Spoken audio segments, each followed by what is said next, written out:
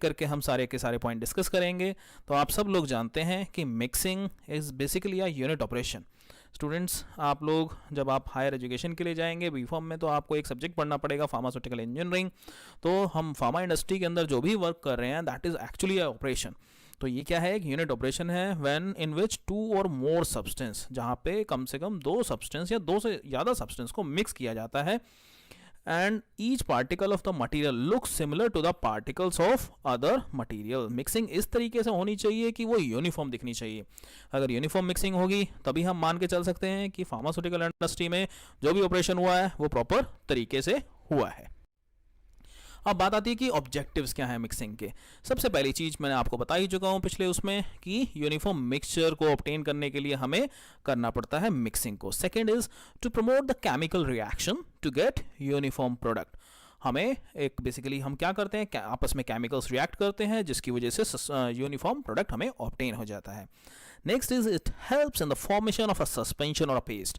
क्योंकि मिक्सिंग की वजह से ही हम जब मिक्सिंग यूज़ करते हैं या फिर हम मिक्सचर्स जब यूज़ करते हैं तो बहुत सारी प्रोसेस हैं, हम जैसे कि सस्पेंशन और पेस्ट हमें इस प्रोसेस से ऑब्टेन हो जाता है। And it helps in mixing of water and oil. Like water and oil की बात करूं तो ऑब्वियस ही बात है कि एक जो हमारा सबसे इंपॉर्टेंट डोसेज फॉर्म है इमल्शन, वो हमें मिल जाता है। स्टूडेंट्स, इसकी पूरी की पूरी डिटेल इन्फॉर्मेशन अगर आपको चाहिए, जितनी भी आज की क्लास होगी उससे डिटेल इन्फॉर्मेशन आपको हमारी उदित फार्मेसी क्लासेस में भी मिल जाएगी। और ये ऐप आप डाउनलोड करिए, इसका लिंक आपको डिस्क्रिप्शन में मिल जाएगा। और अगर फिर भी कोई इन्फॉर्मेशन रहती है, कोई क्वेरी रहती है, तो आप इस कॉन्टैक्ट नंबर पर भी फ़ोन कर सकते हैं। Now we will discuss about the factors affecting powder mixing. Here we are having the solid mixing. तो सॉलिड मिक्सिंग की अगर हम बात कर रहे हैं सबसे पहले, तो in this particle size is most important. It is easy to mix the powder having approximately same particle size. क्योंकि जब uniform particle size like course होगा तो कोर्स को कोर्स के साथ मिक्स करना आसान है, फाइन को फाइन के साथ मिक्स करना आसान है, और जो बहुत बड़े पार्टिकल्स होंगे उसको आपस में मिक्स करना आसान है। बट प्रॉब्लम जब आती है जब हमारे डिफरेंट डिफरेंट साइज के पार्टिकल्स रहेंगे। And second most important point is particle की shape. For uniform mixing ideal particle shape should be spherical. Spherical होनी चाहिए, इरेगुलर शेप होगी तो भी डिफिकल्टी आएगी हमें मैनेज करने में, उसको मिक्स करने में। And third again the important factor that is density of the material. Students, density जो है बड़ी मतलब मुश्किल हो जाती है, difficult to mix the powder having different different densities also. तो हमें केयरफुली ध्यान रखना है कि हमारी जो डेंसिटीज होंगी वो डिफरेंट नहीं होनी चाहिए। नेक्स्ट आता है पार्टिकल अट्रैक्शन। पार्टिकल अट्रैक्शन से नाम से समझ में आ रहा है कुछ ऐसे चार्जेस डेवलप होते हैं जिसकी वजह से पार्टिकल्स आपस में एक अट्रैक्टिव फोर्स फील करते हैं। वो फोर्स किसकी वजह से आता है, इलेक्ट्रोस्टैटिक चार्ज जो उसके बीच में डेवलप हो जाता है उसके बीच में, उसकी वजह से ये सारा कुछ होता है। And next is proportion of the materials. The materials to be mixed should be in the proportionate quantities. मतलब आपकी एक डेफिनेट क्वांटिटी जो है वो एक रेशो जो है वो यूनिफॉर्म रहना चाहिए। अगर वो यूनिफॉर्म नहीं होगा तो क्या होगा, they are mixed in ascending order of their weight. मतलब जिसका वेट सबसे कम होगा वो पहले, उसके बाद मतलब हम बढ़ते क्रम में जाएंगे, हम घटते क्रम में नहीं आएंगे। क्या होगा, सबसे पहले सबसे कम वेट, उसके बाद उसका बढ़ा हुआ वेट, उसके बाद फिर आगे बढ़ा हुआ वेट। बहुत सारी टेक्निक्स होती हैं, ज्योमेट्रिकल डायल्यूशन की टेक्निक भी यूज़ की जाती है मिक्सिंग के लिए। नाउ ये एक इंपॉर्टेंट स्लाइड है, यहाँ पे आप देख सकते हैं name the equipment which is used for mixing of solids, semi solids and liquids. ये मान के चलिए 100% इस टाइप का क्वेश्चन आपका एक जरूर पूछा जाएगा, तो आप लोगों को फटाफट से आंसर देना है। Mixing of solid and powders की बात करूं तो टम्बलर आप लोग देखते हैं, आप लोग नॉर्मल डेली रूटीन लाइफ में भी यूज़ करते हैं टम्बलर। आप पानी के लिए स्कूल के अंदर, कॉलेजेस के अंदर टम्बलर लेके जाते हैं। इसके अलावा उसी टाइप का एक मिक्सचर भी आता है जिसे हम टम्बलर मिक्सचर के नाम से जानते हैं। Next is agitated powder mixture. Agitation होता है, उसकी वजह से मिक्सिंग होती है, प्रोपेलर लगे रहते हैं। एंड ये बहुत इंपॉर्टेंट है, डबल कोन ब्लेंडर।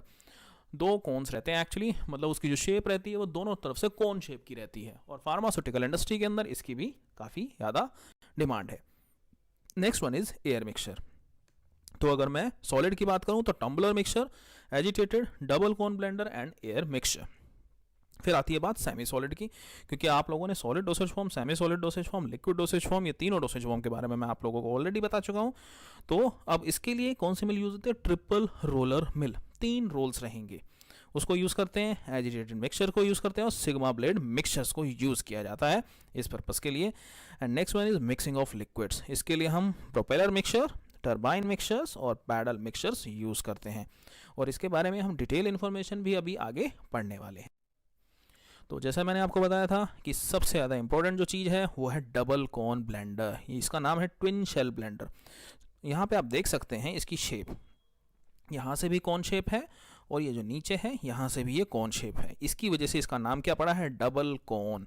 सिंगल होता है तो सिंगल कॉन ब्लेंडर, यहाँ पे डबल है तो इसका नाम क्या हो गया, डबल कॉन ब्लेंडर। यहाँ पे आप देख सकते हैं क्या क्या चीज़ें इसके अंदर लगाई हुई हैं। यहाँ पे एक डिस्चार्ज वॉल्व लगा रखा है, इसके अलावा एक डिस्चार्ज वॉल्व यहाँ पे है क्योंकि दोनों टाइप से इसकी ओपनिंग हो जाती है, और मिक्सिंग यूनिफॉर्म हो, अच्छे तरीके से हो। ये बेसिकली हमारा मिक्सिंग बड़ी अच्छी रहती है। ये पूरा का पूरा कंट्रोल बॉक्स दे रखा है, आप देख सकते हैं, जिसकी हेल्प से सारे के सारे ऑपरेशन को कंट्रोल किया जाता है। ये हमारा मेन ड्राइविंग पार्ट है, जिसके थ्रू हमारा पूरा का पूरा जो बेसिकली मोटर जो है जो रोटेट होगी उसकी हेल्प से ही यहाँ पूरा का पूरा उसका ऑपरेशन है। और यहाँ पे आप देख सकते हैं, यहाँ पे और इम्पोर्टेंट चीज़ें उसके गियर बॉक्स, नेम प्लेट और ड्राइविंग मोटर, क्योंकि मोटर ही है जिसकी वजह से जो उसकी स्पीड भी है वो मेंटेन रह पाएगी। ये सारी की सारी प्रोसेस दे रखी हैं। इसको हम अब आगे इसकी वर्किंग समझते हैं कि किस टाइप से इसकी मिक्सिंग होगी।